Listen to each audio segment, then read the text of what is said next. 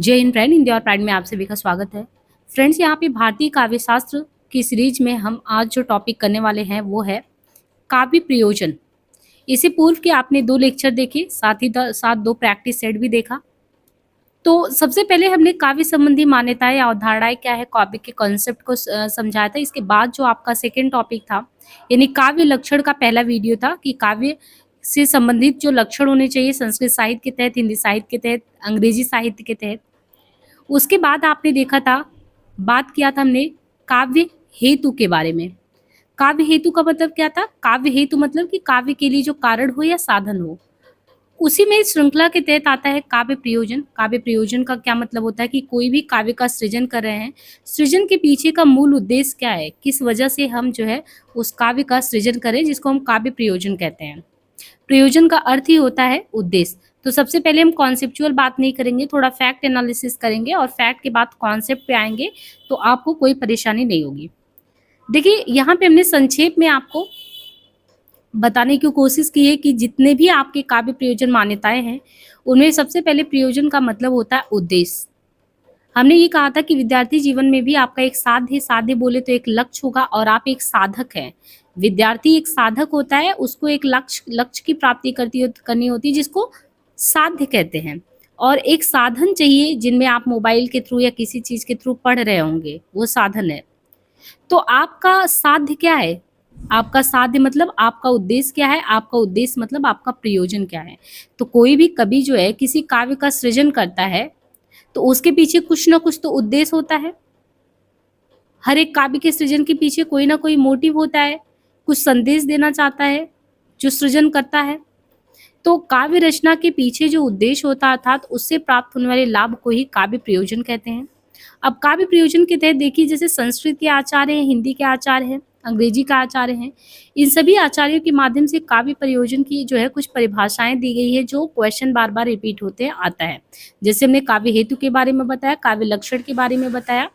तो जो क्वेश्चन आते हैं, लगातार फ्रिक्वेंट क्वेश्चन आते हैं, ये आपको सबसे पहले हम करवा रहे हैं, और इसके कॉन्सेप्चुअल जो क्लियरिटी की बात करेंगे वो लास्ट में बताएंगे। तो जैसे आपने देखा कि जितने भी आचार्य हैं, चाहे वो भरत हो, भामा हो, दंडी हो, रुद्रट हो, वामन हो, हेमचंद हो, जगन्नाथ हो, इन सब का बार बार जिक्र किया जा रहा। इन लोगों ने काव्य शास्त्रीय मान्यताओं में लक्षण भी दिए, काव्य हेतु समझाया, काव्य के साधन के बारे में समझाया और काव्य के प्रयोजन के बारे में भी बात की है। अब सबसे पहले देखिए, भरत मुनि ने काव्य के पीछे के उद्देश्य क्या बताए। मान लीजिए एक सृजनकर्ता के तौर पे हमको कोई काव्य का सृजन करना है और हम एक कवि हैं। हमारे अंदर प्रतिभा, व्युत्पत्ति, अभ्यास सभी गुण विद्यमान है। हम किसी काव्य को एक लक्ष्य की पूर्ति के लिए साध सकते हैं।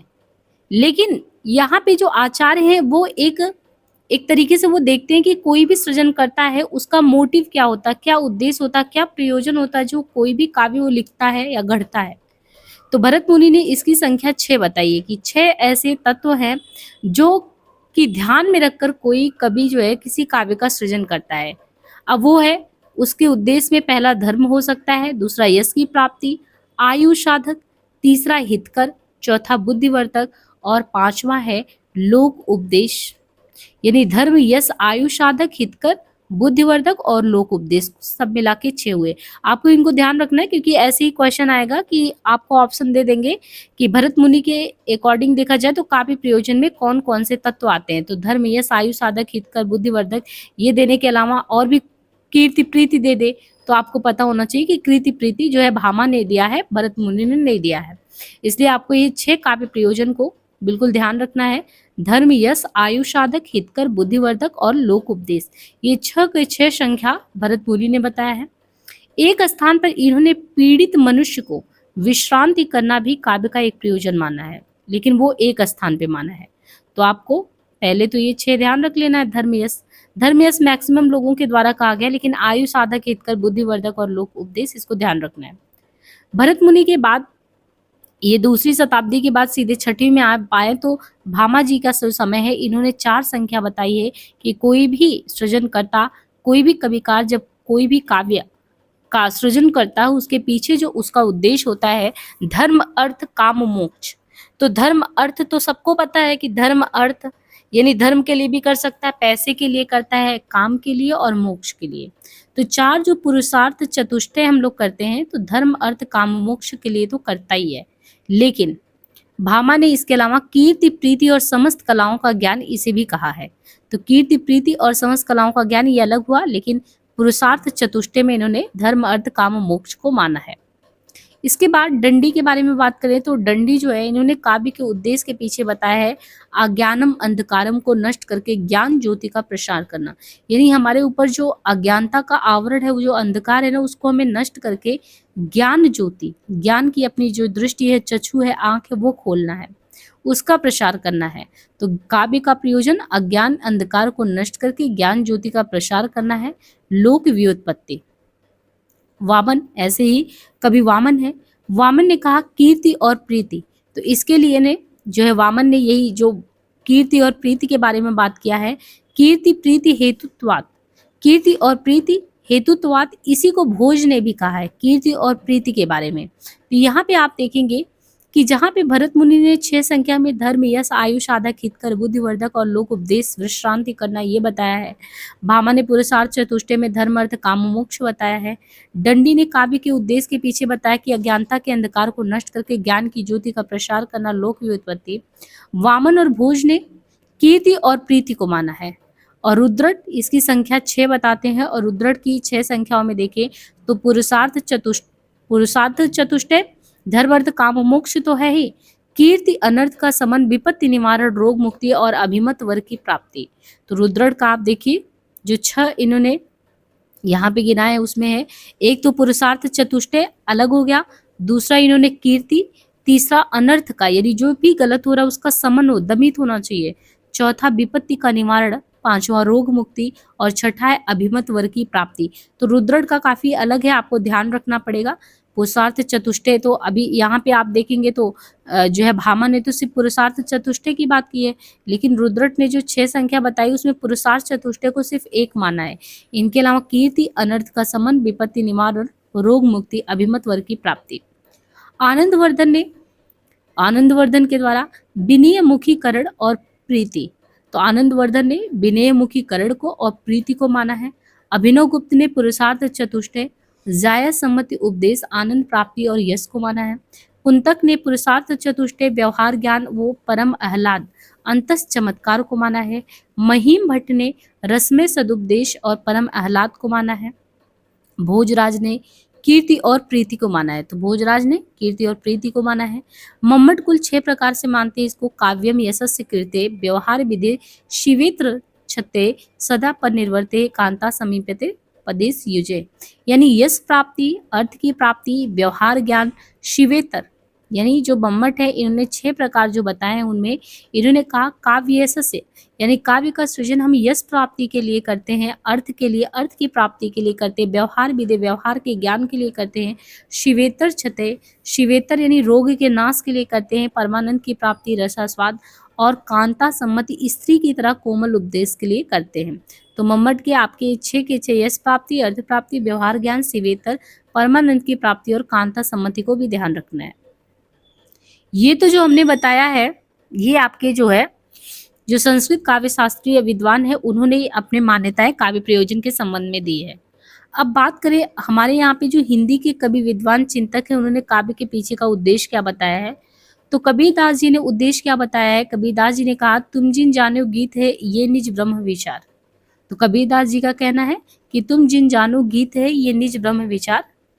और जायसी का कहना है ओ मन जान कबित अस्कीन्हा, यानी जैसे कबीरदास का है कि तुम जिन जानो गीत है ये निज ब्रह्म विचार, वैसे ही जायसी का कहना है ओमन जान कबित अस्कीना, मकुए रहे जगत महसीना, धनी सोई जस कीरत जासु, फूल मरे पर मरे न बासु। ये जायसी के द्वारा कहा गया है। इसी तरीके से आगे बढ़े तुलसीदास द्वारा जो है यहाँ पे कीरत भनित भूत भल सोई, सुरसरी सम सब कर हित होई। तो यानी तुलसीदास जी ने जो अपनी मान्यता दी है वो दिया है कीरत भनित भूत भल सोई, सुरसरी सम सब कर हित होई। तो स्वांता सुखाय भी माना है कि यानी कोई भी, यानी हम काव्य का सृजन कर रहे हैं तो वो स्वांता सुखाय, खुद को तो सुखी करे ही, लेकिन उसमें सबसे बड़ी बात है सबका हित साधक होना चाहिए। और वैसे भी आपने देखा होगा कि तुलसीदास जी का हम लोक रंजक के बजाय लोक रंजक, जैसे कृष्ण जी का रूप देखते हैं, वैसे ही तुलसीदास के बारे में कहा गया है कि ये लोक कल्याणकार की बात करते हैं, लोक कल्याणकारी यानी राम राज्य की स्थापना की बात करते हैं। तो इसमें ये सबके भले की बात करते हैं। कीरति भनित भूति भल सोई, सुर सरी सम सब कर हित होई, यानी सबका जिसमें हित हो, तुलसीदास जी ऐसी बात करते हैं। कुलपति मिश्र की बात करें तो कुलपति मिश्र कहते हैं, जस संपत्ति आनंद अति दुरितन डारे खोई, होत कबि ते चतुरई जगत राम बस होई।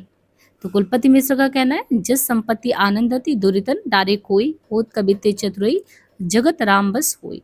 कुलपति मिश्र जी का कहना है। देव कवि जो है, देव के द्वारा कहना है, रहत घर न वर धाम धान तरुवर सरवर कूप, जस शरीर जग में अमर भव्य काव्रश रूप। ये देव का कहना है। सोमनाथ का कहना है, कीरति वित्त विनोद अरु अति मंगल को देति, करे भलो उपदेश नित्वा कवित चित्त चेते। तो ये रहत घरना वर धाम धन धरुवर सरवर को, जस शरीर जग में अमर, तो ये रस रूप के बारे में देव ने कहा है। देती और चेती, अगर आपको ना याद रहे तो बस कुछ कुछ टर्म को ध्यान रखिए। जैसे यहाँ पे कुलपति मिश्र जो है काव्य प्रयोजन के बारे में जब बताते हैं कि जस संपत्ति आनंद अति दुरितन डारे खोई, तो खोई हुई कूप और रूप, तो बस ऐसे ही कि कुलपति मिश्र का खोई हुई कूप रूप करके है, सोमनाथ का दत्त चित्त करके है, और भिखारी दास जी ने कहा है कि एक लहे तब पुंज के फल जो तुलसी और सुरगोस गोसाई, एक लहे बहु संपत्ति केशव भूषण ज्यो बर बीन बढ़ाई। तो इसमें देखिए भिखारी दास जी में केशव का जिक्र आया है, भूषण का आया है, तुलसीदास का आया है, रसखानी का आया है, और दास कवितन को चर्चा बुद्धि पतन को सुख दे सब ठाई। भारतेंदु हरिश्चंद्र जी कहते हैं कि आनंद की अनुभूति और लोकहित की भावना, तो भारतेंदु जी के द्वारा आनंद की अनुभूति की बात की गई है और लोकहित की भावना की बात की गई है। महावीर प्रसाद द्विवेदी, इनके द्वारा कहा गया है कि ज्ञान का विस्तार और आनंद की अनुभूति होनी चाहिए। तो काव्य के पीछे का उद्देश्य क्या होना चाहिए? भारतेंदु हरिश्चंद्र जी का कहना है कि आनंद की अनुभूति होनी चाहिए और लोकहित की भावना सदना चाहिए। महावीर प्रसाद जी कहते हैं ज्ञान का विस्तार होना चाहिए और आनंद की अनुभूति होनी चाहिए। हरिओत का कहना है कि आनंद की अनुभूति। तो आनंद की अनुभूति देखिए भारतेंदु जी के द्वारा भी कहा गया, आनंद की अनुभूति महावीर प्रसाद द्विवेदी के द्वारा भी, हरिओत के द्वारा भी आनंद की अनुभूति की बात की गई है। मैथिली शरण गुप्त, केवल मनोरंजन ना कवि का कर्म होना चाहिए।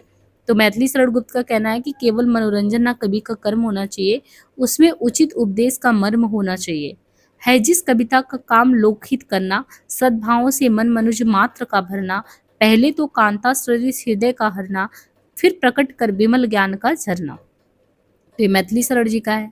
मैथिली शरण के एक नहीं दो हैं। केवल मनोरंजन ना कवि का कर्म होना चाहिए, उसमें उचित उपदेश का भी मर्म होना चाहिए। है जिस कविता का काम लोकहित करना, सद्भाव से मन मनुज मात्र का भरना।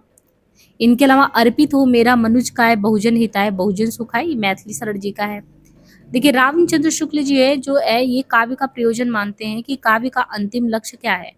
काव्य का अंतिम लक्ष्य जगत के मार्मिक पक्षों का प्रत्यक्षीकरण करके उनके साथ मनुष्य हृदय का सामंजस्य प्रतिस्थापन करना। तो रामचंद्र शुक्ल, इनके द्वारा काव्य का अंतिम लक्ष्य क्या है? जगत के मार्मिक पक्षों का प्रत्यक्षीकरण करके उनके साथ मनुष्य हृदय का सामंजस्य प्रतिस्थापन। कविता का संबंध ब्रह्म की व्यक्त सत्ता से जो हमें दिख रहा है और चारों ओर फैले हुए गोचर जगत से। जगत अभिव्यक्ति की अभिव्यक्ति है और काव्य इस अभिव्यक्ति की अभिव्यक्ति है। तो इस तरीके से कहा गया। इसी तरीके से जयशंकर प्रसाद जो है छायावादी कवि, इनके द्वारा जो काव्य के पीछे का उद्देश्य बताया गया, काव्य के उद्देश्य में प्रसाद जी कहते हैं कि मनोरंजन और शिक्षा, यानी काव्य का उद्देश्य क्या होना चाहिए? काव्य हमें मनोरंजन दे। एक तो हम मनोरंजन के लिए काव्य सुनते ही है, संगीत है, काव्य है, अच्छे साहित्य को पढ़ना मनोरंजन के लिए, लेकिन हमें कुछ ना कुछ उसके मूल उद्देश्य में शिक्षा होना चाहिए। सुमित्रा नंदन पंत कहते हैं स्वांता सुखाय और लोका हिताय, यानी स्वांता सुखाय और लोक हिताय की बात करते हैं। महादेवी वर्मा जो है, मानव हृदय में समाज के प्रति विश्वास उत्पन्न करना। महादेवी वर्मा जी का कहना है कि मानव हृदय में समाज के प्रति विश्वास उत्पन्न करना। हजारी प्रसाद द्विवेदी मानव कल्याण की बात करते हैं। नंद दुलारे वाजपेयी आत्मानुभूति की बात करते हैं। डॉक्टर नगेंद्र आत्माभिव्यक्ति। अब यहाँ पे अंतर देखिए, मानव कल्याण की बात हजारी प्रसाद जी कहते हैं और नंद दुलारे वाजपेयी आत्मानुभूति की बात करते हैं और डॉक्टर नगेंद्र आत्माभिव्यक्ति की बात करते हैं। तो आत्मानुभूति, आत्माभिव्यक्ति। बाबू गुलाब आत्मविस्तार की बात करते हैं। महावीर प्रसाद द्विवेदी का मानना है कि साहित्य में जो शक्ति छिपी रहती है वह तोप, तलवार और बम के गोलों में भी नहीं पाई जाती। तो ये कौन कहता है? महावीर प्रसाद द्विवेदी कहते हैं कि साहित्य में जो शक्ति छिपी रहती है वो तोप, तलवार और बम के गोलों में भी नहीं पाई जाती। यूरोप में हानिकारणी धार्मिक रूढ़ियों का उद्घाटन साहित्य ने ही किया है। जातीय स्वतंत्रता के बीज उसी ने बोए हैं। द्विवेदी जी आगे भी लिखते हैं कि पोप की प्रभुता को किसने कम किया है? फ्रांस में प्रजा की सत्ता का उत्पादन और उन्नयन जो है वो किसने किया है? पदाक्रांत इटली का मस्तक किसने ऊंचे उठाया है? साहित्य ने, साहित्य ने, साहित्य ने। मैथिली शरण जी का कहना है कि रीतिवादी विरोधी अभियान में हिस्सा लिया, यानी रीतिवाद विरोधी अभियान में हिस्सा लिया और जगन्नाथ प्रसाद भानु की पुस्तक काव्य प्रभाकर की मैं 1912 अंक में आलोचना की। पाश्चात्य काव्य प्रयोजन में देखें तो पाश्चात्य काव्यशास्त्र में काव्य प्रयोजन को लेकर चिंतकों की 3 श्रेणियां हैं। पाश्चात्य काव्यशास्त्र में जो काव्य प्रयोजन है उनकी जो चिंतक को लेके मतलब प्रयोजन को लेकर जो चिंतकों की 3 श्रेणी है, उनमें पहला है कला कला के लिए, कला जीवन के लिए और आगे। तो कला कला के लिए, कला कला के लिए में है Homer, Longinus, Schiller, Swinburne, Oscar Wilde और डॉक्टर ब्रेडले इसके समर्थक हैं। तो जब कला कला के लिए बात होगी उसमें होमर हैं, लोंजाइनस हैं, शिलर हैं, श्वीनबर्ग हैं, ऑस्कर वाइल्ड हैं और डॉक्टर ब्रेडले हैं। देखिए ये हम आपको कॉन्सेप्ट का प्रयोजन में पढ़ाएंगे और ये चीज़ है जब आपने डॉक्टर भगीरथ मिश्र का देखा काव्य प्रयोजन के बारे में, उन्होंने 7 विचार इस तरीके से दिए हैं। जब भी आए कि कला कला के लिए, नहीं जो कला हमने कोई भी कला प्रस्तुत किया वो हमने कला के लिए किया है। जहाँ पे ऐसे विचार आएंगे कि कला हमने कला के लिए किया है, वहाँ पे Homer, Longinus, Schiller, Swinburne, Oscar Wilde और डॉक्टर ब्रैडले इनके समर्थकों में ये सभी आते हैं। Homer, Longinus, Schiller, Swinburne, Oscar Wilde और डॉक्टर ब्रैडले। जहाँ पे बात आए कला जीवन के लिए है तो कला जीवन के लिए में प्लेटो, रस्किन, टॉल्स्टॉय। तो प्लेटो हो गए, रस्किन हो गए, टॉल्स्टॉय हो गए, ये कला जीवन के लिए है और इन्हें लोक मंगलवादी भी कहा जाता है। तो आपको ये इनके नाम याद रखने हैं कि कला कला के लिए है तो उसमें कौन कौन आते हैं? Homer, Longinus, Schiller, Swinburne, Oscar Wilde, doctor Bradley. कला जीवन के संदर्भ में है तो प्लेटो, रस्किन, टॉल्स्टॉय, लोक मंगलवादी। और समन्वयवादी कुछ ऐसे चिंतक भी रहे हैं जो काव्य का प्रयोजन जो है जीवन और आनंद को माना है। तो दोनों को मानने के समर्थक, यानी जीवन और आनंद दोनों को मानने के समर्थक में है अरस्तु, यानी समन्वयवादी विचारधारा से संबंधित है अरस्तु, होरेश, ड्राइडन। अरस्तु है, होरेश है, ड्राइडन है, कॉलरिज है, वर्ड्सवर्थ है, मैथ्यू आर्नल्ड है, आई.ए. रिचर्ड है। तो समन्वयवादी में इतने लोग हैं।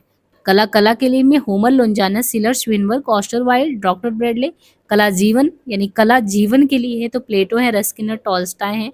लेकिन देखिए लोक मंगलवादी संदर्भ में ये सभी हैं और समन्वयवादी जो विचारधाराओं में है जिनमें जीवन और आनंद दोनों को देखते हैं कि जो काव्य का सृजन उसमें जीवन और आनंद दोनों होने चाहिए, तो उसके समर्थकों में अरस्तु है, होरेश है, ड्राइडन है, कॉलरिज है, वर्ड्सवर्थ है, मैथ्यू आर्नल्ड है और आई.ए. रिचर्ड है।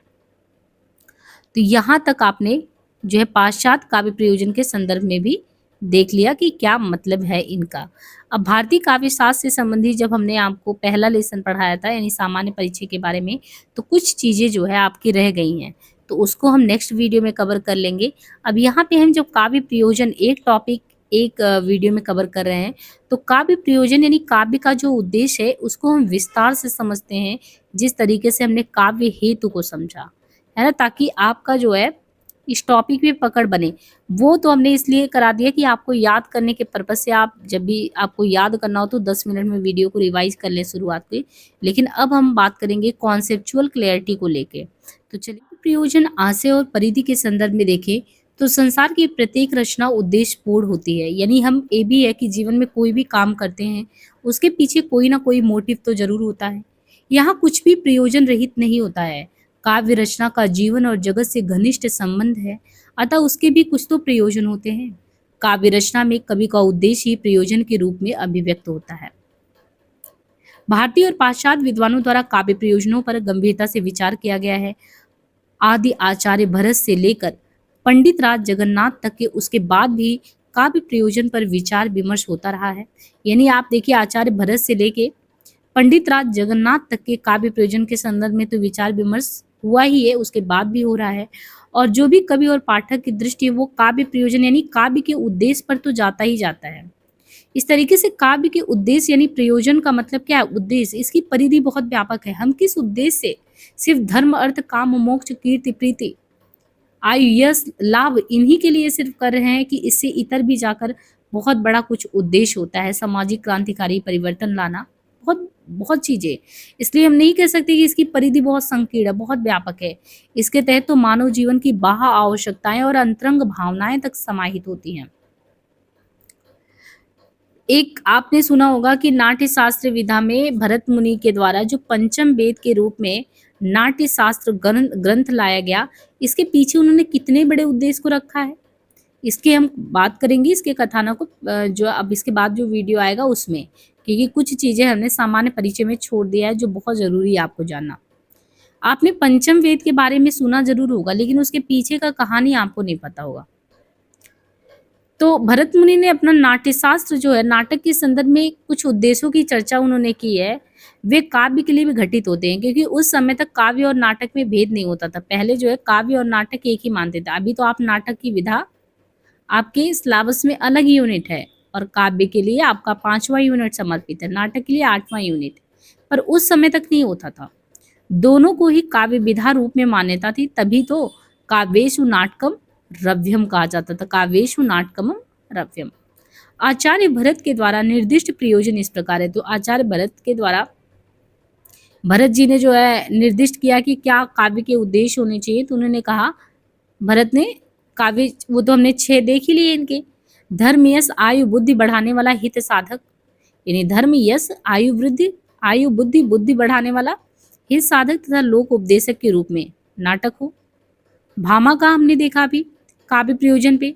भामा पहले आचार्य हैं जिन्होंने प्रत्यक्ष रूप में काव्य के उद्देश्यों पर विचार किया। यद्यपि उनके काव्य प्रयोजन संबंधी चिंतन में आचार्य भरत का सीधा प्रभाव दिखता है, लेकिन कुछ नवीन तथ्यों का भी उन्होंने समावेश किया है। अब यहाँ पे देखिए, अभी हम देख के आए थे ना, लेकिन हमने इस तरीके से नहीं देखा था। जो काव्यालंकार के भामा की उनसे पंक्तियां ली गई है। जो भी यहाँ पे एचपीएससी वाले स्टूडेंट होंगे, वहाँ पे लिखित पेपर है, तो उनके लिए ये बहुत अच्छा जो है, जब विस्तार से कराते हैं तो वो उनके लिए बहुत इंपॉर्टेंट है। धर्मार्थ काम मोक्षेषु वैच छड़यम कलासु च। धर्मार्थ काम मोक्षेषु वैच छड़यम कलासु च प्रीतिम करोति कीर्तिम, यानी प्रीति और कीर्ति के बारे में भी च साधु काव्य निबंधनम, काव्यालंकार से ये पंक्ति है। अर्थात भामा के द्वारा कहा गया कि धर्म अर्थ काम मोक्ष जो कि पुरुषार्थ चतुष्टय है, वो तो होना ही चाहिए एक उद्देश्य, कि आपके काव्य के माध्यम से इसकी पूर्ति हो। लेकिन इसके इतर भी जो है, कला निपुणता, कीर्ति और प्रीति आनंद की प्राप्ति को भी भामा ने काव्य प्रयोजन के रूप में निर्दिष्ट किया है। उन्होंने आचार्य भरत के द्वारा, आचार्य भरत ने 6 जो बताए थे 6, उनमें उनके द्वारा निर्दिष्ट धर्म और शास्त्र को धर्म और प्रीति के रूप में, यानी उन्होंने जो धर्म भरत ने जो है धर्म और शास्त्र को जो कहा था, उसी को भामा ने धर्म और कीर्ति के बारे में कहा है। तथा बुद्धिवर्धन को कला नैपुण्य के रूप में, यानी बुद्धिवर्धन को कला नैपुण्य के रूप में दिखाया। वहां पे बुद्धिवर्धन के रूप में बताया गया, यहाँ पे कला नैपुण्य के रूप में। काव्य प्रयोजन संबंधी चिंतन में भामा ने प्रीति यानी आनंद की प्राप्ति को मुख्य प्रयोजन माना। तो अंततः क्या है कि जब भी हम कोई भी काव्य सुनते हैं तो उसका अंततः क्या है, सृजन करता है काव्य के लिए कुछ भी, मतलब एक आधार बनाते हैं, तो उसमें आनंद की प्राप्ति उसका अल्टीमेट गोल होता है, जिसे बाद के आचार्यों को विशेष प्रेरणा मिली कि हाँ, हर एक काव्य के सृजन में अल्टीमेट उसका अंततः गोल क्या, उसका उद्देश्य क्या होना चाहिए, आनंद की प्राप्ति। इसके बाद वामन का जिक्र आता है। आचार्य वामन ने दृष्ट और अदृष्ट के रूप में काव्य के 2 प्रयोजन माने हैं, एक दृष्ट और अदृष्ट। इसमें दृष्ट का संबंध क्या है, आनंद, तथा अदृष्ट का संबंध है कीर्ति से। दृष्ट का संबंध क्या है, दृष्ट का संबंध आनंद से, अदृष्ट का संबंध कीर्ति से है। वे काव्य सृजन को यश प्रसिद्धि का सहज साधन मानते हैं। अगर काव्य सृजन कर रहे हैं तो उसको यश प्रसिद्धि का सहज साधन मानते हैं।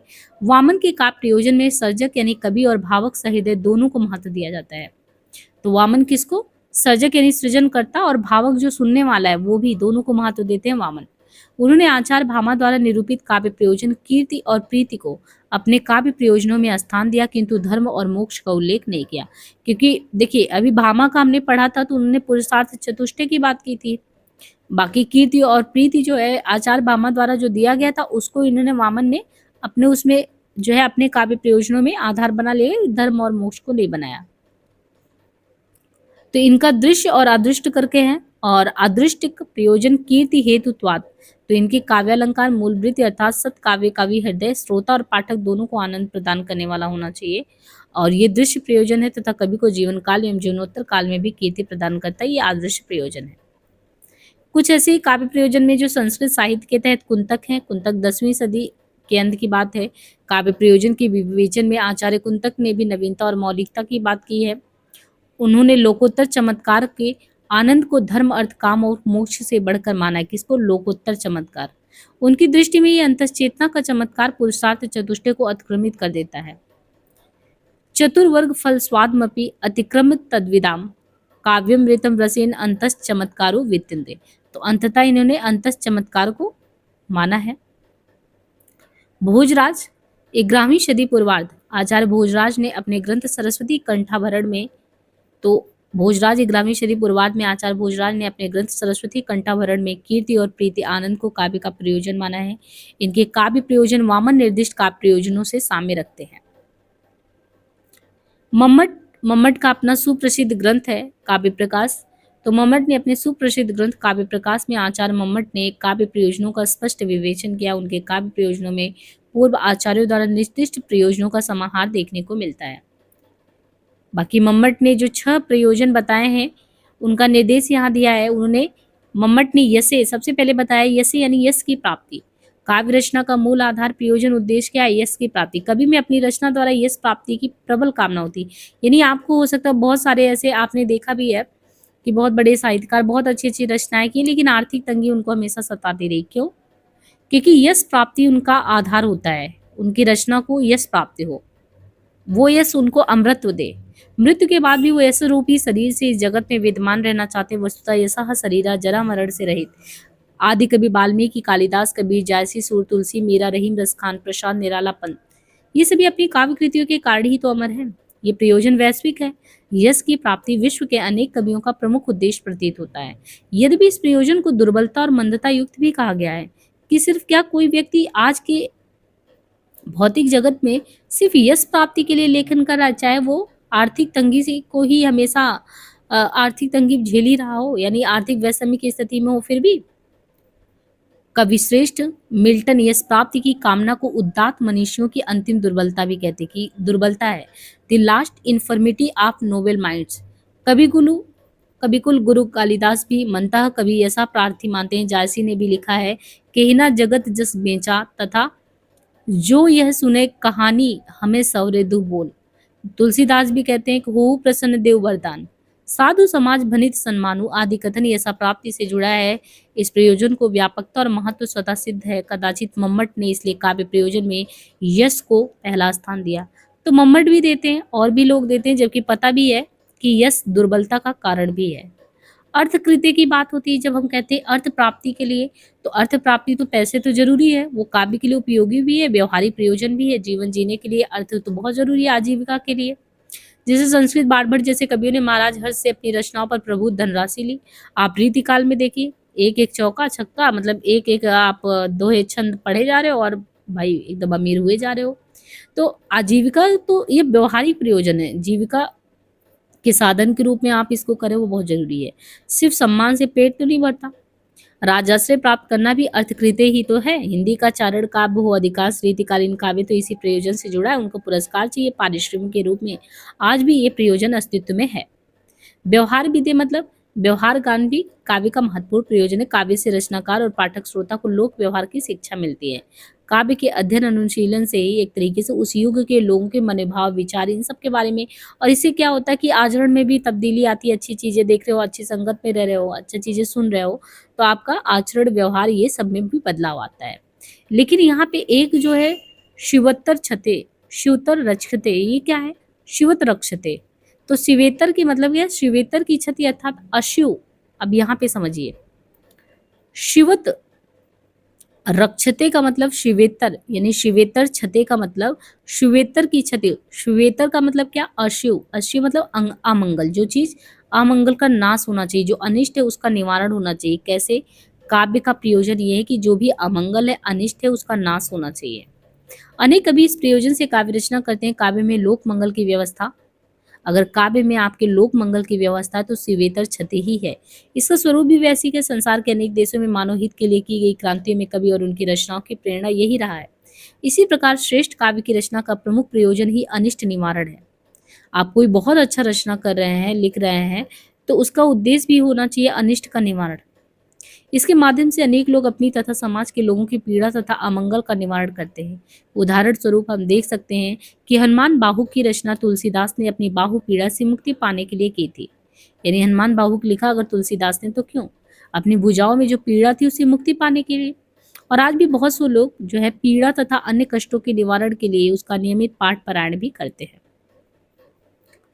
इसके अलावा यहाँ पे दिया है सदा परमृत वित्ते, उत्कृष्ट आनंद की शीघ्र प्राप्ति काव्य का उदात्त प्रयोजन है। आचार्यों ने इस प्रयोजन को काव्य का मूल प्रयोजन स्वीकार किया, क्योंकि काव्य से जो आनंद प्राप्त होता है वो भाव योग और ब्रह्मानंद सहोदर है। ये भी माना गया है कि काव्य की रचना और उसके अनुशीलन से जो आनंद प्राप्त होता है वो अनिर्वचनीय है। शीघ्र अविलंब प्राप्ति और परम शांति इसकी अन्यतम विशेषता है। कांता समित तयो, ये क्या है? कांता समित में उपदेश केवल काव्य से ही मिलता है। इसमें रस और माधुर्य की प्रधानता होती है तथा शब्द और अर्थ गौण हो जाते हैं। काव्य के उपदेश की मधुरता, प्रियता और ग्राह्यता का प्रमुख कारण ये है कि यह कर्कश नहीं होता, अपितु इसका प्रकारांतर से हृदय और मन मस्तिष्क पर प्रभाव पड़ता है। मूलतः यह व्यक्ति के चिंतन को प्रभावित करता है।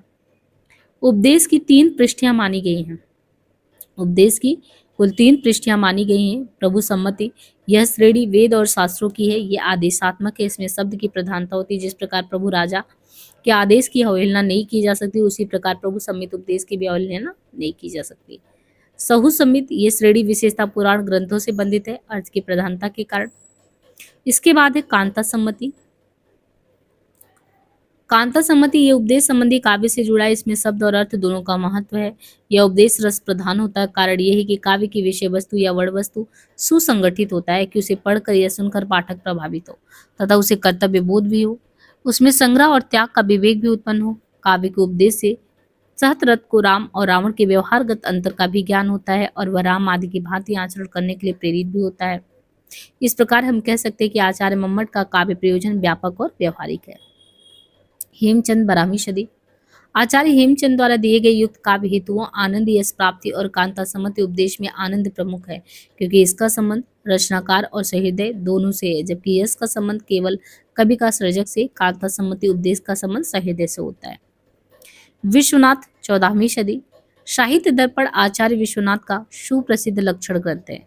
कौन सा? साहित्य दर्पण। साहित्य दर्पण आचार्य विश्वनाथ का सुप्रसिद्ध लक्षण ग्रंथ है। उन्होंने अपने काव्य प्रयोजनों में धर्म, अर्थ, काम और मोक्ष को महत्व दिया है। तो साहित्य दर्पण विश्वनाथ जो 14वीं सदी के कवि है, इन्होंने काव्य प्रयोजन में धर्म, अर्थ, काम और मोक्ष को महत्व दिया। इनकी प्राप्ति काव्य के माध्यम से आनंद पूर्वक हो जाती है। वेद और शास्त्रों का प्रयोजन भी चतुर्वर्ग की प्राप्ति कराना है, परंतु इनका अध्ययन और अनुशीलन कष्ट साध्य होता तथा वे सर्वजन सुलभ और बोधगम्य भी नहीं होते। पंडित राज जगन्नाथ ने काव्य प्रयोजनों के तहत कीर्ति, परम आह्लाद, देवताओं की कृपा प्राप्ति आदि का उल्लेख किया है। उन्होंने परम आह्लाद को ब्रह्मानंद स्वरूप स्वीकार किया है। रसानुभूति को वे श्रेष्ठ काव्य प्रयोजन मानते हैं। संस्कृत काव्यशास्त्र में निरूपित काव्य प्रयोजनों के समग्र अवलोकन से ज्ञात होता है कि आनंद की प्राप्ति तथा विचारों का परिष्करण ही काव्य के प्रमुख प्रयोजन है। और काव्य प्रयोजन से संबंधित कुछ पाश्चात्य चिंतन जो है उनमें काव्य के उद्देश्य या प्रयोजन के संबंध में जो पाश्चात्य दार्शनिक है उन्होंने जो चर्चा की है, उनमें धर्म, नीति, सौंदर्य, कला, आनंद के बारे में बात की है। जैसे प्लेटो है, प्लेटो ये मानते हैं कि जो कवि है काव्य का सृजन करता है, तो प्लेटो की धारणा कवि और काव्य के प्रति उदात्त नहीं है। उनके विचारों में एकांगीपन ज्यादा है। वे मानते हैं कि काव्य से मिथ्या मतलब कि झूठा यानी कल्पना प्रसूत अभिव्यक्ति होता है, यानी काव्य में कुछ सही नहीं होता और वो कल्पना प्रसूत झूठा होता है, भावों का उत्तेजन होता है, जिससे आदर्श राज्य की व्यवस्था बिगड़ जाती है। प्लेटो उस काव्य को महत्व देते हैं जिसमें नैतिक उपदेश हो और जो राज्य तथा मानव जीवन के लिए उपयोगी हो। तो प्लेटो की अवधारणा के बारे में यही है ना कि वे मानते हैं कि काव्य से मिथ्या, कल्पना प्रसूत अभिव्यक्ति, भाव का उत्तेजन होता है, जिससे आदर्श राज्य की स्थापना बिगड़ सकती है। प्लेटो उस काव्य को महत्व देते हैं जिसमें नैतिक उपदेश हो और जो राज्य तथा मानव जीवन के लिए उपयोगी हो। अरस्तु के काव्य प्रयोजन संबंधी विचार प्लेटो से अलग है। प्लेटो से अलग सोचते हैं अरस्तु। वे प्लेटो के विचार से सहमत भी नहीं है। कौन? अरस्तु जो है वो प्लेटो के विचार से सहमत नहीं। उन्होंने काव्य से मनोवेगों के उत्तेजन संबंधी प्लेटो के आरोप को अपने विरेचन सिद्धांत में समाधान दिया है। अरस्तु की दृष्टि में काव्य का उद्देश्य क्या होना चाहिए? वो कहते हैं कि विवेचन के माध्यम से मनोयोगों या मनोविकारों का भवन। यानी आप एक काव्य पढ़ो तो आपके मन में कुछ अमंगल का भाव है, तो एक तरीके से होता है कि मन का रोग, मन का विकार, मनोवेग। तो मन का विकार, उसका भमन यानी उसका समन, उसका परिष्कार होना चाहिए अच्छे काव्य पढ़ के, तो वो काव्य का उद्देश्य है। तो अरस्तु मुख्य रूप से आनंद को क्या मानते हैं कि काव्य का प्रयोजन आनंद होना चाहिए। लोन्जाइनस, उदात्त तत्व को महत्व प्रदान करने वाले लोन्जाइनस की दृष्टि में भव्यता और उदात्तता की अभिव्यक्ति काव्य का मुख्य प्रयोजन है। तो उदात्त तत्व को महत्व देने वाले कौन है? लोन्जाइनस है। उनकी दृष्टि में भव्यता और उदात्तता की अभिव्यक्ति ही काव्य का उद्देश्य होना चाहिए। दांते हैं, इन्होंने इटली के सुप्रसिद्ध कवि और समीक्षक दांते काव्य के प्रयोजन को स्पष्ट करते हुए कहते हैं काव्य का उद्देश्य अंतता और पूर्णता व्यक्तियों के दुख की अवस्था से हटाकर सुख की स्थिति की ओर ले जाना है। सर फिलिप सिडनी, इनके अनुसार मानवीय सद्गुणों की प्रेरणा काव्य का प्रयोजन है। ड्राइडन आह्लाद में शिक्षा को काव्य प्रयोजन मानते हैं। आह्लाद पर उन्होंने विशेष बल दिया है। स्वच्छंदतावादी समीक्षक एस.टी. कॉलरिज सौंदर्य के माध्यम से आनंद सिद्धि को काव्य का प्रयोजन मानते हैं। मैथ्यू आर्नल्ड मनुष्य के आत्मिक विकास और सामाजिक मूल्यों को अधिक महत्व देते हैं। मैथ्यू आर्नल्ड मनुष्य के आत्मिक विकास और सामाजिक मूल्यों को ज्यादा महत्व देते हैं। लियो टॉल्स्टॉय सुप्रसिद्ध रूसी साहित्यकार और विचारक है। लियो टॉल्स्टॉय, उन्होंने काव्य के प्रयोजन के रूप में नैतिकता, प्रेम भाव और लोकहित को मान्यता दी है। तो इस तरीके से यहाँ पे देखिए पाश्चात्य जो जितने भी चिंतन है दार्शनिक है, उनमें प्लेटो है, अरस्तु हैं, लोन्जाइनस हैं, दांते हैं। और लोन्जाइनस तो उदात्त और भव्यता को मानते हैं। दांते इटली के जो है दुख की अवस्था को हटाकर आपके सुख का प्रयोजन। फिलिप सिडनी जो है, इनके अनुसार मानवीय सद्गुणों की प्रेरणा हो। ड्राइडन आह्लाद में शिक्षा को मानते हैं, आह्लाद पर उन्होंने विशेष बल दिया। फिर टीए जो एस.टी. कॉलरिज हैं, सौंदर्य के माध्यम से कहते हैं कि सौंदर्य का विकास हो, आनंद की प्राप्ति हो। मैथ्यू आर्नोल्ड मनुष्य के आत्मिक विकास की बात करते हैं। टॉल्स्टॉय जो है नैतिकता की बात करते हैं। और काव्य प्रयोजन के संदर्भ में कुछ हिंदी साहित्य में भी कहा गया है, जैसे हिंदी में आप जब मध्यकालीन सुप्रसिद्ध कवि तुलसीदास ने स्वांता सुखाय की बात की है ना, तो सुप्रसिद्ध कवि तुलसीदास वैसे भी रामराज की स्थापना की बात करते हैं। स्वांता सुखाय अर्थात आत्म आनंद उपलब्धि तथा कीरति बनित भूत बल सोई सुरसर सब कहित होई, अर्थात लोक मंगल को काव्य का प्रयोजन माना है। हिंदी के रीतकालीन आचार्यों और आधुनिक आलोचकों ने काव्य प्रयोजन के संबंध में चिंतन किया। रीतकालीन कवियों के काव्य प्रयोजन के निरूपण में संस्कृत आचार्यों के ग्रंथ का विशेष प्रभाव रहा है। आचार्य सोमनाथ का लक्षण ग्रंथ है रस पीयूष निधि, जिनमें उन्होंने कीर्ति, वित्त, विनोद, मंगल और सदुपदेश को काव्य प्रयोजन माना है। कीरति बंत यहाँ पे दिया ना, कीरति विनत विनोद अति अति मंगल को देती, करे भलो उपदेश नित बहु कबिंद चित चेते। कीर्ति, वित्त, मंगल और उपदेश के साथ विनोद को सम्मिलित करना सोमनाथ की मौलिकता है। आचार्य वामन द्वारा निरूपित काव्य प्रयोजन प्रीति में विनोद का समावेश हो सकता है, किंतु यह अपेक्षाकृत अधिक सरल और स्पष्ट है। इसी प्रकार अति मंगल को देती को आचार्य मम्मट के मत की अपेक्षा अधिक सकारात्मक, सुबोध और भावपूर्ण माना जा सकता है। इस प्रकार सोमनाथ का काव्य प्रयोजन संस्कृत के आचार्य से प्रभावित होते हुए भी मौलिकतापूर्ण है। आचार्य भिखारी दास का प्रसिद्ध लक्षण ग्रंथ काव्य निर्णय है, और इस ग्रंथ में उन्होंने तपः सिद्धि, संपत्ति प्राप्ति, यशः प्राप्ति, आनंद की उपलब्धि, सहज रूप में शिक्षा की प्राप्ति को काव्य प्रयोजन माना है। उनके प्रयोजन निरूपण पर आचार्य मम्मट का प्रभाव है। दास ने हिंदी के सुप्रसिद्ध कवियों के माध्यम से काव्य प्रयोजन को इस तरह स्पष्ट किया है। एक लहे तब पुंजन को फल ज्यो तुलसी अरु सुरगोशाई, एक लहे बहु संपत्ति केशव भूषण ज्योबर वीर बढ़ाई, एकन को जस ही सो प्रयोजन रस खानी रहीम की नाई, दास कबिंतन की चर्चा बुद्धिवंतन को सुख दे सब ठाई। तो काव्य निर्णय छंद में दिया गया है। तो यहाँ ये माना जा सकता है कि हिंदी के कवियों की उद्धृत कर जो है भिखारी दास हिंदी के स्वतंत्र काव्य शास्त्र को व्यक्त करना चाहते हैं।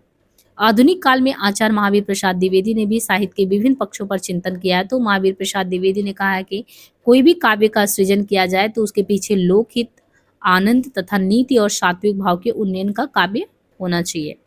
शुक्ल जी मानते हैं कि आनंद और मंगल की सिद्धि हो, इसलिए दो रूपों में इन्होंने साधनावस्था और सिद्धावस्था की बात भी की है। वे सौंदर्य के माध्यम से आनंद और लोक मंगल के विधान को प्रयोजन के रूप में मानते हैं। शुक्ल जी ने काव्य प्रयोजन का निरूपण प्राय सामाजिक दृष्टि से किया है। चिंतामणि भाग 1 के निबंध कविता क्या है में उन्होंने काव्य के बारे में खुद ही व्यक्त किया है कि कविता ही तो है जो मनुष्य के हृदय को स्वार्थ संबंधों के संकुचित मंडल से ऊपर उठाकर लोक सामान्य के भाव भूमि पर ले जाती है। कविता ही तो है जो मनुष्य को प्रकृत दशा में लाती, वास्तव में वो समझता है कि हम क्या है, और जगत के बीच उसका ज्यादा से ज्यादा प्रसार करती है, मनुष्यता की उच्च भूमि पर ले जाती है।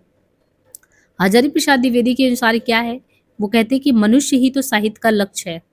हम अगर जिसके बारे में बात करें उसको ही टारगेट में ना रखें, तो हजारी प्रसाद जी का तो यही कहना है कि मनुष्य ही तो साहित्य का लक्ष्य है। द्विवेदी जी की काव्य प्रयोजन संबंधी धारणा मुख्यतः मानवतावादी है। उन्होंने एक निबंध ही लिखा है जिसका शीर्षक है मनुष्य ही साहित्य का लक्ष्य है। इस निबंध में ही वे लिखते हैं कि यह साहित्य को मनुष्य की दृष्टि से देखने का पक्षपाती हूँ। तो हजारी प्रसाद द्विवेदी का मानना क्या है, वस्तुतः काव्य या कला का प्रयोजन जीवन के लिए मानते हैं।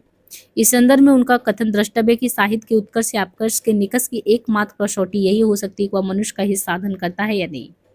अगर वो मनुष्य के हित को साधता है तब तो आपने जो काव्य का सृजन किया उसका औचित्य है, अन्यथा नहीं। जिस बात के कहने से मनुष्य पशु से, मतलब यही होता नहीं कि कोई भी आप अच्छी फिल्म देखते हैं, अच्छी साहित्य पढ़ते हैं, अच्छे संगीत सुनते हैं, अगर आपकी संवेदना मर चुकी है तो वो भी जिंदा हो जाए। अगर जो आप किसी फिल्म को देखने के पूर्व हैं और उसके बाद अगर आपकी स्थिति में थोड़ा भी परिवर्तन नहीं आता तो कोई मतलब नहीं निकला। तो आचार्य हजारी प्रसाद द्विवेदी जी तो यही कहते हैं ना, साहित्य के उत्कर्ष या अपकर्ष के निकष की एक ही मात्र कसौटी हो सकती है कि वो मनुष्य का हित साध रहा या नहीं। जिस बात के कहने से मनुष्य पशु सामान्य धरातल के ऊपर नहीं उठता वो त्याज्य है।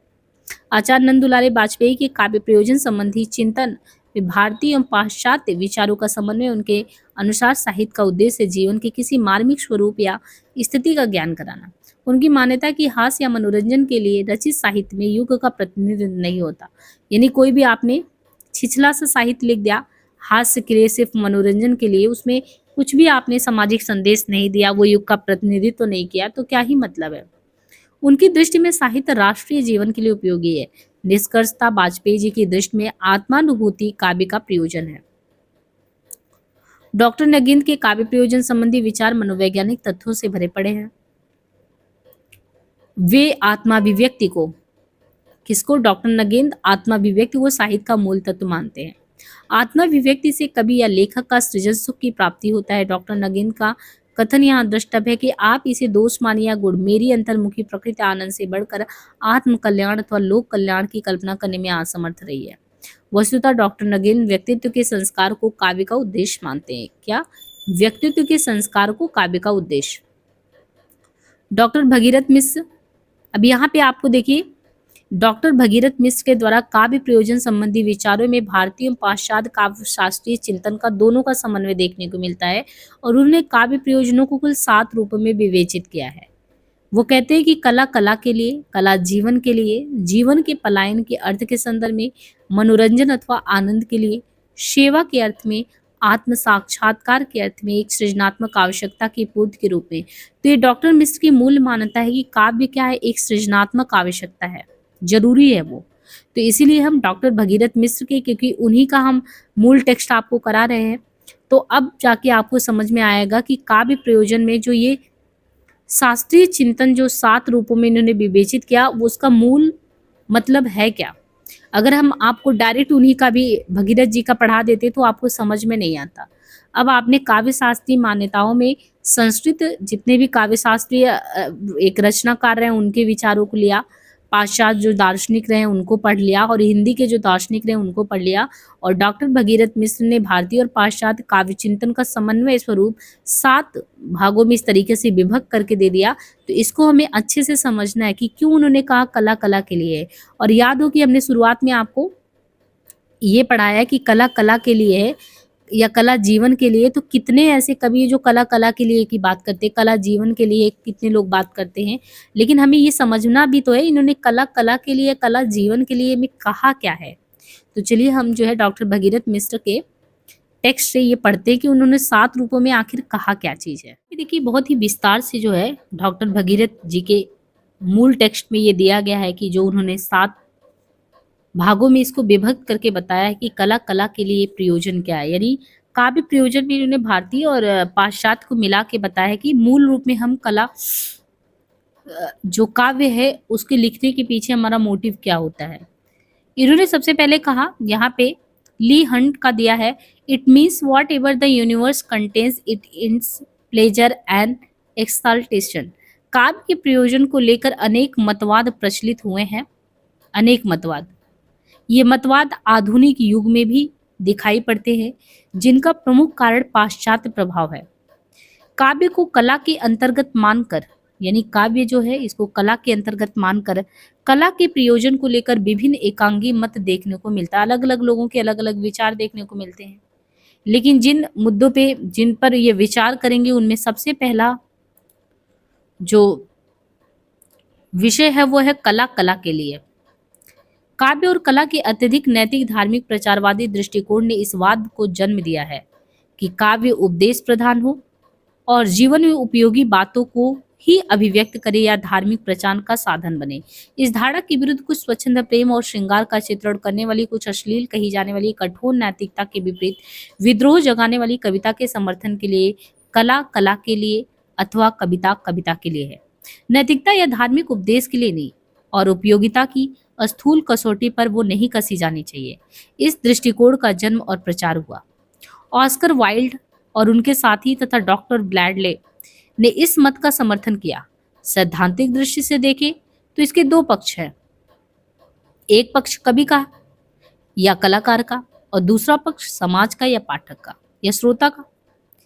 कला कला के लिए है या काव्य काव्य के लिए है। इस मत की सैद्धांतिक पृष्ठभूमि यही है कि कवि या कलाकार कविता या कलाकृति की रचना करते समय कोई निश्चित प्रचारवादी या उपदेशात्मक उद्देश्य को नहीं लेकर बैठना। मूल चीज तो यही इन्होंने कहा यहाँ पे। जब एक कवि या कलाकार कुछ लिखने बैठता है उससे सृजन हो जाता है, वो कोई प्रचार करने या उपदेशात्मक उद्देश्य को लेकर थोड़ी बैठा है। ये उसकी अंतः प्रतिभा होती है, उसके स्वच्छंद प्रस्फुटन, उसके मन से क्या चीजें निकल रही है, और प्रयोजन और उद्देश्य का कोई बंधन या सीमा नहीं होना चाहिए, अन्यथा वो स्वच्छंद अभिव्यक्ति कर ही नहीं पाएगा, अन्यथा उसका पूर्ण विकास तो हो ही नहीं पाएगा। अगर वो एक उद्देश्य रख दे तब तो फिर वो उस उद्देश्य को बत कर ही लिखेगा। इसलिए आपने बहुत सारे साहित्य को पढ़ा होगा जिसमें साहित्यकार कहता है कि मैं इसमें थोड़ी हूँ, लोग मुझे ढूंढ रहे हैं, लेकिन वो तो हर एक पात्र को इस तरीके से वो किरदार में मैं खुद ही खो गया हूँ, मुझे ही नहीं पता कि मैं कहाँ हूँ। कवि या कलाकार का प्रमुख उद्देश्य ये होता है कि काव्य या कला की बस सृष्टि हो, अतः उसकी दृष्टि से कला कला के लिए ही है, कला किसी प्रचार के लिए नहीं है और किसी प्रयोजन के लिए, किसी उद्देश्य के लिए भी नहीं है।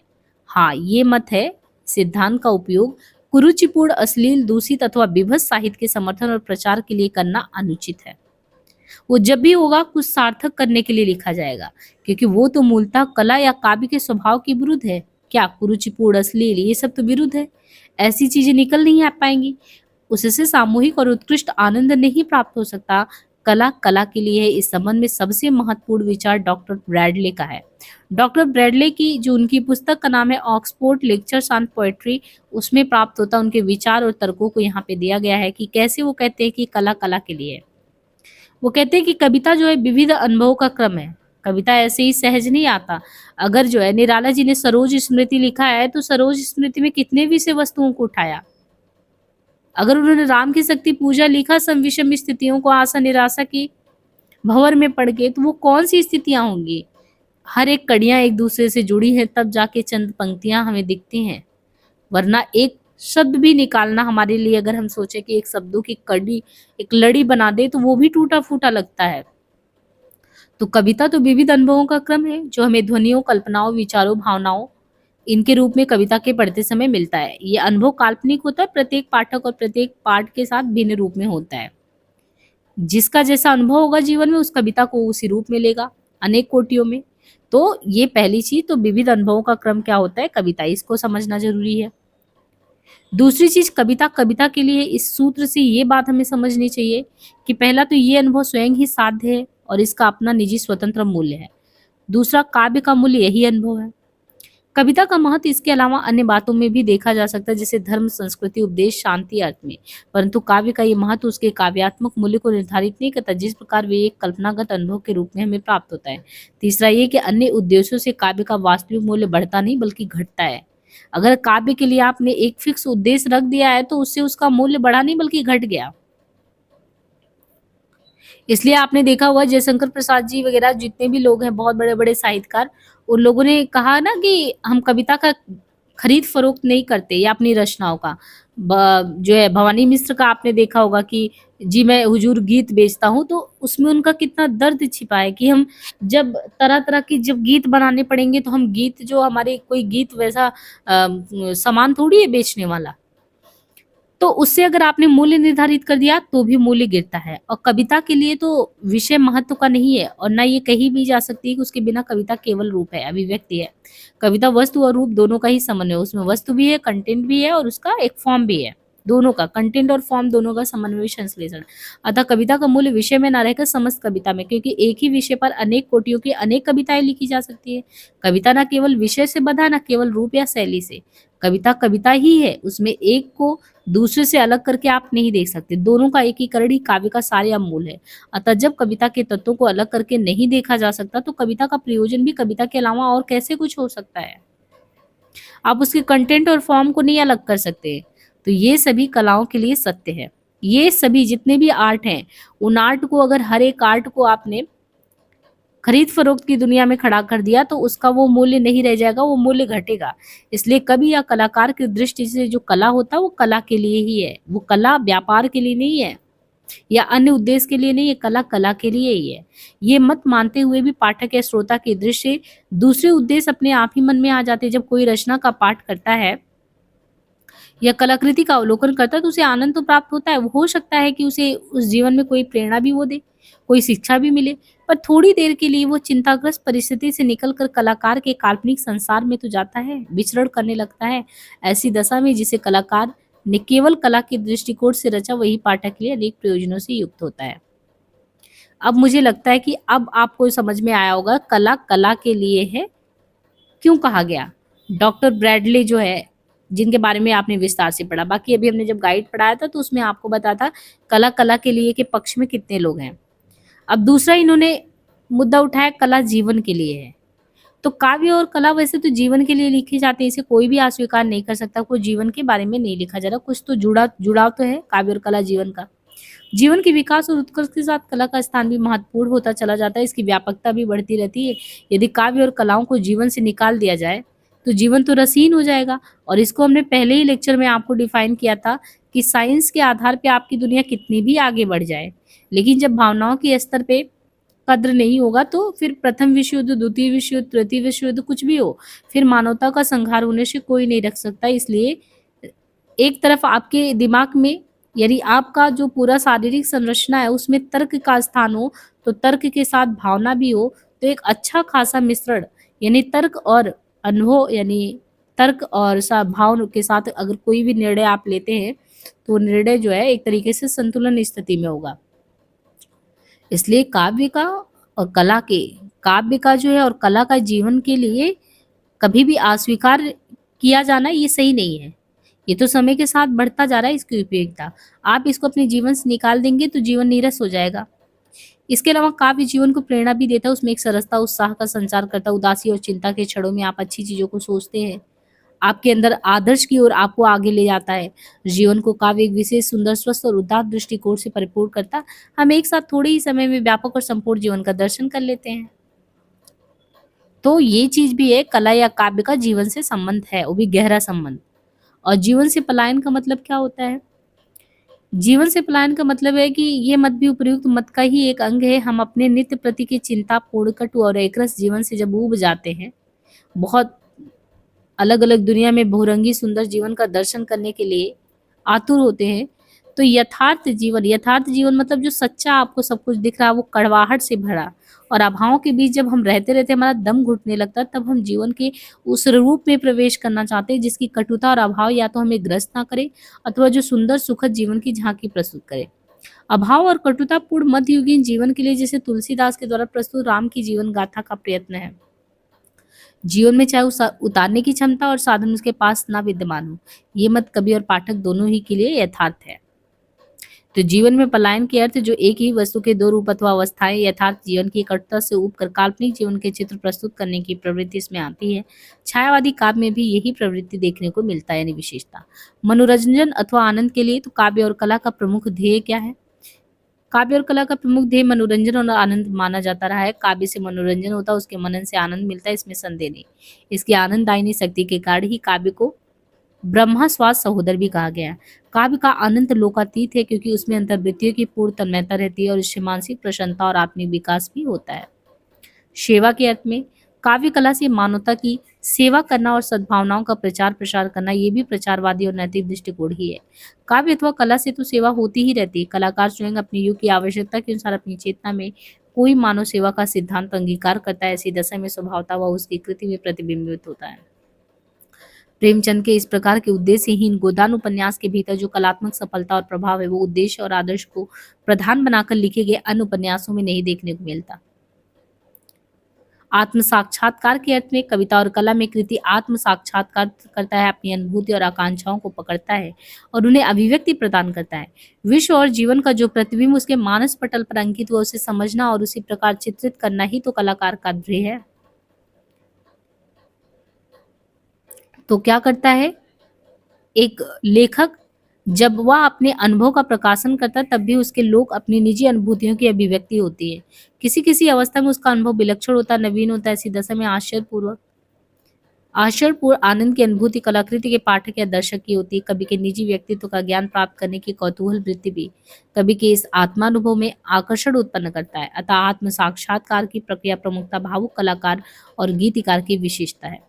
और रही बात एक सृजनात्मक आवश्यकता की, तो इसको भी मानते हैं भगीरथ जी कि काव्य या कला के संबंध में तथ्यवादी और दार्शनिक मूलभूत दृष्टिकोण यही है। जिस प्रकार ईश्वर की सृष्टि का क्या प्रयोजन है ये बताना कठिन है, पर सृष्टि फिर भी बराबर चलती जाती है, उसी प्रकार ये काव्य रचना एक सृजनात्मक आवश्यकता है जिसको पूरा किए बिना सृजनकारी प्रतिभा से युक्त व्यक्ति रह नहीं सकता। कला के लिए ये दृष्टिकोण भी इसी पृष्ठभूमि पर आधारित है। काव्य अथवा कला के अन्य प्रयोजन इस प्रमुख प्रयोजन के उपरांत ही प्रकट होते हैं। काव्य के जिन प्रयोजनों का उल्लेख ऊपर किया गया वे एक दूसरे के पूरक विरोधी नहीं और किसी भी काव्य कृति में एक साथ देखे जा सकते हैं। आचार्य भामा का यहाँ पे देखिए, धर्मार्थ काम मोक्षेषु वैश्चर्यम कलासु चा करोति कीर्तिम प्रीतिम चा साधु काव्य निवेशनम। धर्म अर्थ काम मोक्ष की प्राप्ति और कलाओं में कुशलता प्राप्त करना, कीर्ति और प्रेम का अर्जन करना काव्य से संभवता था। ये सब काव्य के प्रयोजन स्वरूप ही हैं। इसी प्रकार काव्य प्रयोजन का स्पष्टीकरण आचार्य मम्मट के काव्य प्रकाश में भी है। काव्यम यशस्य कृते व्यवहार विदेश युवतरच्छते सद्यः परनिवर्तः कांता समाप्यते। काव्य से यश की प्राप्ति, अर्थ मिलता, व्यवहार ज्ञान होता, अमंगल का नाश होता है, तुरंत लोकातीत आनंद काव्य द्वारा मिलता है और कांता के समान मधुर प्रिय लिखने वाला उपदेश भी मिलता है। काव्य के माध्यम से आई हुई शिक्षा हृदय पर प्रभाव डालता, उसे भुलाया नहीं जा सकता। भिखारी दास जी लिखते, एक लहे तब पूजन के फल जो तुलसी अरु सूर गोसाई, एक लहे बहु संपद गेशो भूषण जो बरबीर बढ़ाई, एकन को जसी सो प्रयोजन रसखीन रहीम को नाई, दास कवितन की चर्चा बुद्धिवंतन को सुगते सब ठाई। और रही बात काव्य सृजन की प्रक्रिया, तो इसे भी मानते हैं। यानी काव्य की सृजन प्रक्रिया के संबंध में कहते हैं अनेक मत है, कोई केवल शारीरिक दृष्टि से, कोई मानसिक और कोई आध्यात्मिक दृष्टि से इसका विश्लेषण करता है। परंतु काव्य की सृजन प्रक्रिया तो एक शरीर मान सात्मिक व्यापार, यानी उनमें शारीरिक भी, मानसिक भी, आध्यात्मिक भी सब कुछ है। इसमें शरीर प्रमुखता साधन और माध्यम है, प्रमुखता क्रिया मनस्तत्व की जिसमें चेतना आत्मतत्व की हो। आत्मतत्व के संस्पर्शित होने पर आनंद में उत्कृष्ट काव्य की सृष्टि होती है, उसके उद्भूत होने पर उच्च रहस्यात्मक काव्यधारा भी आता है। समांतर लौकिक काव्य में मनस्तत्व अनुभूति और कल्पना को प्रेरित करता है। स्थूल रूप से ये काव्य सृजन की प्रक्रिया इस प्रकार स्पष्ट की जा सकती है कि हमारे मस्तिष्क जगत पर और जीवन के नाना रूपों और दृश्यों के जो प्रभाव पड़ते हैं उससे हमारी कुछ चेतना को वो प्रभावित तो करता है, कुछ अनुभूति को जागृत भी करता है, कुछ कल्पना पर गहरा प्रभाव भी छोड़ता है। और चेतना, कल्पना और अनुभूति के क्षेत्र में इन प्रभाव के संस्पर्श द्वारा ही आनंद होता है और यही काव्य सृजन की क्रिया का प्रारंभ होता है। फिर कविता में आपको चेतना के अंतर्मुखी में जब प्रवेश करते हैं तो उसमें छांसिक साचों की सृष्टि कवि गुनगुना कर करता है, अतः वह आनंद अनुभूति का वायवीय रूप छंदों के सांचों में ढालकर सबके सामने रखता है। फिर यही प्रारंभिक स्थिति धीरे धीरे आत्म तत्व के सजग होने पर जागृत हो उठती है। तन्मयता की अवस्था में तिरोहित हो धीरे धीरे वो आगे बढ़ती चली जाती है। उसमें अनुभूति का जो क्षेत्र सजग होता है उसी के अनुरूप कल्पना बिंब आता है, नाद चेतना आता है, स्मृति बुद्धि संस्कार आदि उसमें ठीक बैठने लगते हैं। अतः जो अद्भुत तन्मयता और आत्मविभोरता की अवस्था कविता की सृष्टि में प्राप्त होती वो अन्य काव्य रूपों में देखने को नहीं मिलती। जीवन और जगत के दृश्य सभी दिखते हैं पर जब कभी उनके अपनी कल्पना और अनुभूत पर पड़े प्रभाव की अभिव्यक्ति देता है तब उसके संस्कार विशेष के रंगों से वे उत्प्रोत होते हैं, अतः वह उसकी निजी अभिव्यक्ति के रूप में प्रकट होता है। मनोविकार की उत्तेजित दशाओं में भी काव्य की कलात्मक सृष्टि नहीं होती, उस समय कलात्मक संस्कार दब जाते। ये आप सोचिए कि जबरदस्ती आपके मन में कोई कविता आ जाए तो ऐसा कभी नहीं होगा। यहाँ पे देखिए बताया गया कि मनोविकार जब आप मन से विकृत हो अवस्था में, विक्षिप्त स्थिति में, तब कोई काव्य की आप कलात्मक सृष्टि नहीं कर सकते। उस समय कलात्मक संस्कार जो होते हैं वो दब दब जाते हैं और अभिव्यक्ति का सामंजस्य भी नहीं हो पाता। इसलिए वर्ड्सवर्थ की धारा सही है कि अनुभूतियों का शांति में क्षणों में स्मरण काव्य को जन्म देने वाला होता है। स्मरण चेतना की अंतर्मुखी या आवृत्ति संबंधी प्रक्रिया और इस स्थिति में हम मस्तिष्क पर पड़े प्रभाव के अनुभव को आनंद लेते हैं। एक प्रश्न और उठता है कि काव्य या कलात्मक सृष्टि की प्रेरणा कहाँ से मिलती है। तो प्रयोजन के प्रसंग में इस विषय पर प्रकाश डाला गया है कि कुछ मनःशास्त्रियों का विश्वास है कि किसी प्रकार का भाव या हीनता इस सृष्टि की प्रेरक होती है, परंतु ये व्यापक सिद्धांत के रूप में मान्य नहीं हो सकता। नहीं तो सभी हीन या अभावग्रस्त व्यक्ति कलाकार या कवि होते।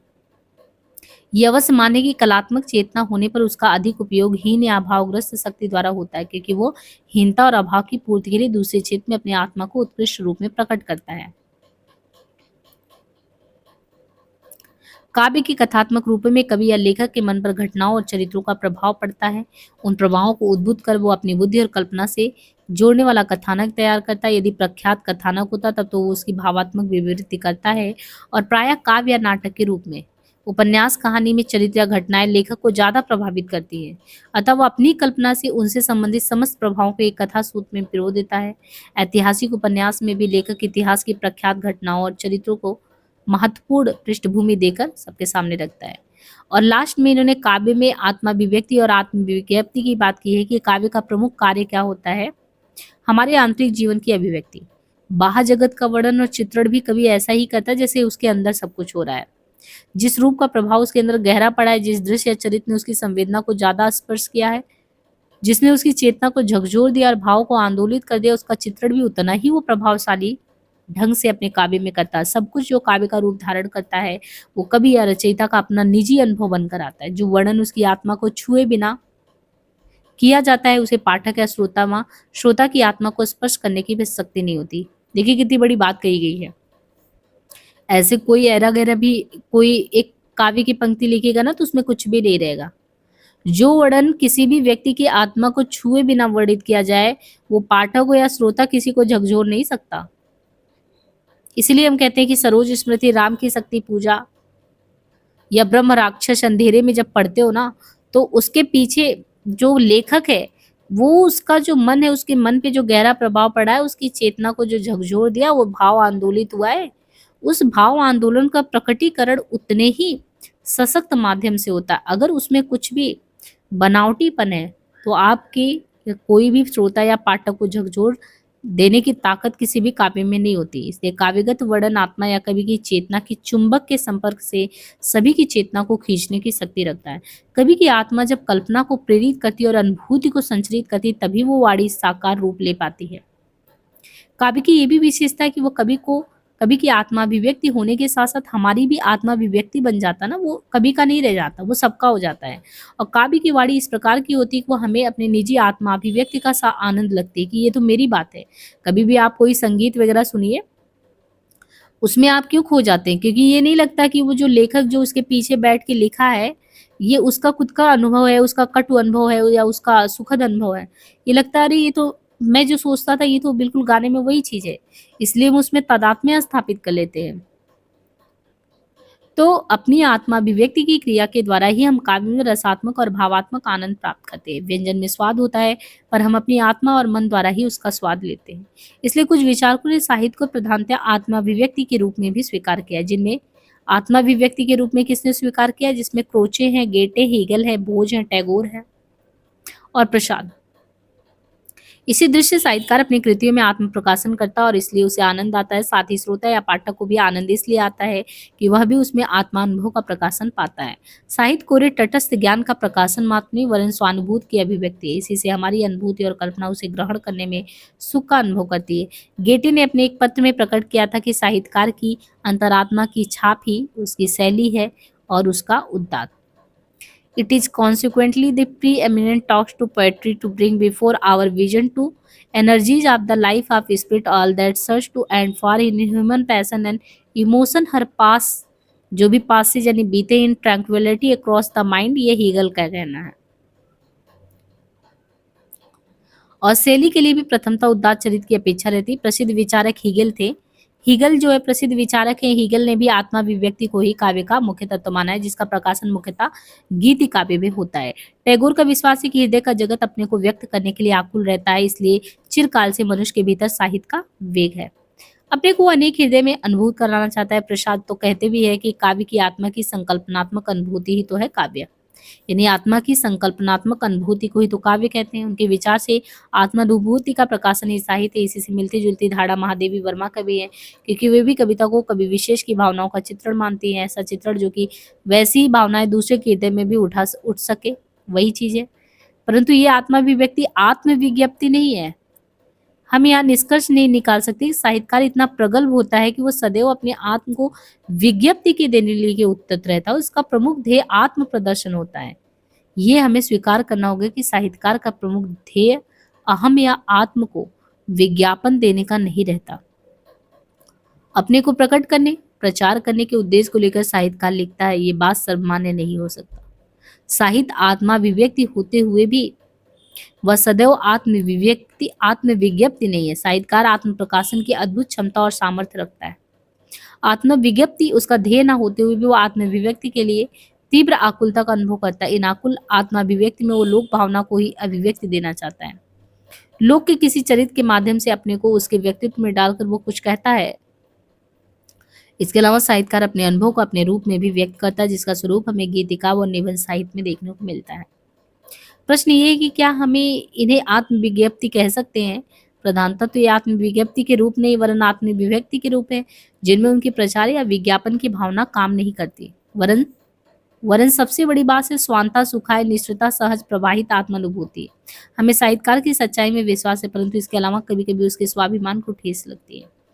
उसकी सच्चाई पर अविश्वास की भावना की प्रतिक्रिया उसकी आत्मविव्यक्ति के रूप में प्रकट होती है। संसार में यश और अमरता का लोभ और अपने को दूसरे से बढ़कर मानने का भाव उसे आत्मविज्ञप्ति के लिए कभी कभी प्रेरित करता है। तो भारतीय साहित्य की परंपरा प्राय अपने संबंध में मौन रहने की है। यदि अपने स्वभाव का प्रकाशन भी हुआ तो विनम्र भक्ति भावना के रूप में, फिर भी कभी कभी लोक भावना या आचरण के विपरीत या विरोधी रूप पाकर उसके प्रतिक्रिया स्वरूप उसकी आत्मविव्यक्ति भी हुई है। कुछ लोग सोच सकते हैं कि आत्मविज्ञप्ति ही साहित्यकार की प्रेरक है। गीता में भगवान कृष्ण अपने को ब्रह्म के रूप में प्रकट करते हैं और सृष्टि के समस्त उत्तम तत्व को अपना ही रूप बताते हैं। क्या ये आत्मविज्ञप्ति नहीं कि जो सृष्टि का समस्त उत्तम अच्छी चीजें वो मेरा ही है? हमें ये नहीं कहना चाहिए कि ये आत्म का अतिशय व्यापक और उच्च अनुभूति है, चेतन की अतिशय जागरूकता है। इसी चेतन आत्म तत्व की जागरूकता की पराकाष्ठा में वेदांत के अद्वैत में भी मिलता है। आज हम कभी कभी चेतना और अभिमान की अति जागृत अवस्था में ये कहते सुनते हैं कि मैं संसार को उलट पुलट सकता हूँ, स्वर्ग को पृथ्वी पर उतार सकता हूँ, मैं सूर्य हूँ, चंद्र हूँ, हिमालय हूँ, परंतु ये सजगता क्षणिक है, अस्थायी जागरूकता के रूप में नहीं। यह साहित्य के माध्यम से आकर थोड़ी देर के लिए हमें प्रभावित जरूर कर सकता है। आत्मविज्ञप्ति का ये उत्प्रेरित रूप है, प्रकृत रूप नहीं। तो ये चीज आपने देखा होगा, मैं समय का सूर्य हूँ, है ना, ऐसे बहुत सारी चीजें। तो यहाँ पे आत्मविज्ञप्ति मतलब आत्मा का प्रचार। इसलिए साहित्य में आत्मविज्ञप्ति हमें अधिक सीमित और स्थूल रूप में देखने को मिलता है। इसे हम दो रूपों में रख सकते हैं, एक प्रच्छन्न रूप, दूसरा प्रकट या प्रकाश रूप में। प्रच्छन्न रूप में आत्मविज्ञप्ति को देखते हैं तो कथा या प्रबंध साहित्य में। इसके भीतर हम देखते हैं कि अनेक उपन्यास, कहानी, नाटक अपने जीवन और व्यक्तित्व को स्पष्ट करते हैं। आत्मविज्ञप्ति का प्रकट रूप वो है जिसमें लेखक खुल्लम खुल्ला अपने संबंध में कहता है। भक्ति साहित्य में प्रमुखता तथा श्रृंगार और वीरगाथा साहित्य में प्रचुरता हम कवि के छाप दोहार या पदांत में देखते हैं। कबीर, सूर, तुलसी, रहीम, देव, भूषण, पद्माकर आदि की रचनाओं में ये छाप मिलती है। आधुनिक युग के कुछ कवि जैसे हरिश्चंद्र, रत्नाकर, हरिओद में भी देखने को मिलता है। और ये विशेषता आत्मविज्ञप्ति का एक विनम्र सांकेतिक रूप है। आत्मविज्ञप्ति के मुखर और कभी कभी प्रगल्भ रूप भी हमारे हिंदी साहित्य में देखने को मिलता है। विस्तार के कारण उदाहरण के लिए पूरे साहित्य को न लेकर केवल काव्य से ही कुछ छंद प्रमाण स्वरूप लेना पर्याप्त होगा। कबीर का फक्कड़, निर्द्वंद और मुंहफट व्यक्तित्व उनकी साखियों और पदों में प्रकट होता है। उनकी साखियों और पदों की कुछ पंक्तियों में प्राप्त आत्मविज्ञप्तियां उनके दृढ़ और निर्भीक स्वरूप को प्रत्यक्ष कर देती है, जैसा हम इन पंक्तियों में देखते हैं। मेरा मन सुमिरे राम को, मेरा मन रामय आए, अब मन रामय है रहा शीस नवाए। वह चुनरी सो नर मोनी ओढ़ी, ओढ़ी के मैली कीन्ही चदरिया, दास कबीर जतन से ओढ़ी, ज्यों की त्यों धरी दीन्ही चदरिया। तो अहम भाव का ये प्रकाशन अतिशय चेतनता और आध्यात्मिक जागरूकता के परिणाम स्वरूप है, जिसका कारण पूर्णतः स्वार्थ त्याग है। कबीर का लोक मंगल में रत फक्कड़ व्यक्तित्व अनेक पंक्तियों में व्यक्त होता है। जैसे कहते नहीं कि कबीरा खड़ा बाजार में मांगे सबकी खैर, ना काहू से दोस्ती ना काहू से बैर, हम गर जाले आप ना लिया मुराठा हाथ, अब गर जाले ताश का जो चले हमारे साथ। तो इन आत्म विज्ञप्तियों में कबीर का जो व्यक्तित्व हमारे सामने आया है वो उनके ऐतिहासिक लोक प्रचलित रूप से सामने रखता है। तुलसी का व्यक्तित्व कबीर की भांति फक्कड़ और उग्र नहीं है, फिर भी उनमें एक स्वाभिमान है, स्पष्टवादिता है। जासी की उक्तियों में उनकी मस्ती और आत्मीयस का लोभ दिखता है। कवि के रूप में अमर होने की लालसा और कभी तो प्रतिभा की चेतना दिखती है।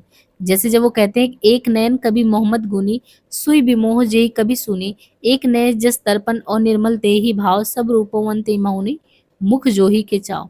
या मोहम्मद कभी ये जोरी सुनावा, सुना जो पीर प्रेम का पावा, जोई लाई रकत के लेई, गाढ़ी प्रीति नैनन जल पोई। या ये जो पंक्तियां हैं कि औ मैं जानी गीत अस्कीना, मकुए रहे जगत महचीना, तो उनमें लोभ या यश है कि हम ना रहे तब भी हमें जगत पहचानना चाहिए। तो तुलसी की आत्मा विज्ञप्ति की भावना बहुत ही विनम्र है। वो समस्त संसार को सीता राम में जानकर प्रणाम करने वाले गोस्वामी जी को विनय पत्रिका में भी आत्मा की विनम्रता के माध्यम से अपनी अभिव्यक्ति करते हैं, हठीले स्वाभिमानी रूप में नहीं। कवितावली में भी उनके भाव दिखते हैं। इससे स्पष्ट कि भक्ति पर दृढ़ आस्था और विश्वास है उनमें। तो ये आत्मविज्ञप्तियां संत और भक्तों की जिनका स्वभाव लोक कल्याण का है। सेनापति अपनी कवित्व प्रतिभा के संबंध में बड़े ही सचेत थे। कविता रत्नाकर की कुछ प्रारंभिक पंक्तियों में इनके दादा, पिता, गुरु आदि का भी उल्लेख है, परंतु अधिक रोचक पंक्तियां इनकी कवित्व प्रतिभा की विज्ञप्ति करने वाली। जैसे वो कहते हैं कि सेनापति सोई सीतापति के प्रसाद, जाकी सब कवि कान दे सुनत कविताई है। मूढ़न को अगम सुगम एक ताको, जाकी तीखन विमल विधि बुद्धि है अतः की, सेवक सियापति को सेनापति कवि सोई जाके दे अरत। तो ये उनकी श्लेष संबंधी प्रतिभा की विज्ञप्ति है, प्रचार। तो ये चीज आपको अहम भाव और ये सारी चीजें बहुत सारे लोगों में दिखेगा। तो इस तरीके से जो आपका ये जो टॉपिक है इसमें poetry is a rhythmic creation of beauty, तो poetry is a rhythmic creation of beauty Edgar Allan Poe ने कहा था, या एनोल्ड का, और ये सारी चीजें तो ये तो हमने बात कर ली थी। तो यहाँ पे जो ये टॉपिक था ना, ये आपका टॉपिक जो है यहाँ पे समाप्त हो गया है। बाकी हमने जो काव्य हेतु के संदर्भ में क्या क्या चीजें कही गई है, काव्य प्रयोजन को यहाँ पे देखिए। काव्य प्रयोजन तो आज हमने करा ही दिया कि भरत मुनि ने धर्मयस, आयुष, हित, बुद्धि, लोक उपदेश, दक्षता, चरम विश्रांति, भामा का चतुर और कीर्ति, शकल कला ज्ञान प्रीति।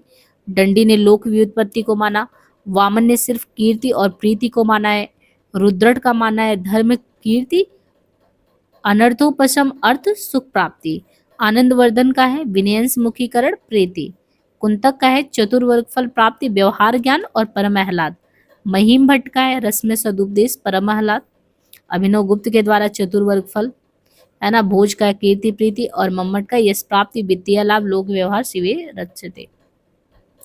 और बाकी जितनी भी पंक्तियां हैं वो हमने बात कर ही ली है।